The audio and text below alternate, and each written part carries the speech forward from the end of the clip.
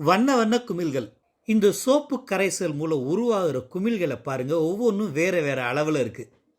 அதே மாதிரி நம்மளும் தயார் செஞ்சு பார்க்கலாமா? இந்த சோதனையை செஞ்சு பார்க்கறதுக்கு நமக்கு 3 ஸ்ட்ராவும் சோப்பு கரைசல் ஒரு கத்தரிக்கோல் மட்டும் போதும். இங்கே பச்சை கலர் ஸ்ட்ரா எடுத்திருக்கோம், அதை அப்படியே வச்சுக்கலாம். இரண்டாவதா ஒரு நீல கலர் ஸ்ட்ராவ் எடுத்து நீங்கள் அங்கே பார்க்குற மாதிரி ஒரு இடத்துல வெட்டிக்கலாம்.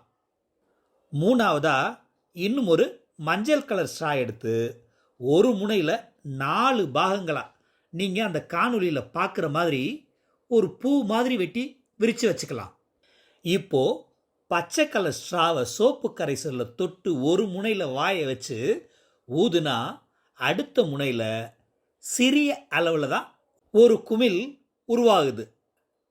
அடுத்து ஒரே ஒரு இடத்துல வெட்டியிருக்கிற அந்த நீல கலர் ஸ்ட்ரா வச்சு ஊதி பார்க்கலாமா?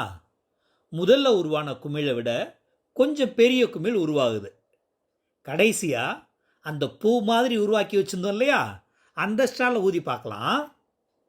இதில் கிடைக்கிற குமிழோட அளவு ரொம்பவே பெருசாக இருக்குதே. ஸ்ட்ராவோட பரப்பு அதிகமாகிறப்போ அதில் படரக்கூடிய காற்று மூலக்கூறுகளின் பரப்பும் அதிகமாகுது. அது அதிக பரப்பு கொண்ட குமிழ்களை உருவாக்குது.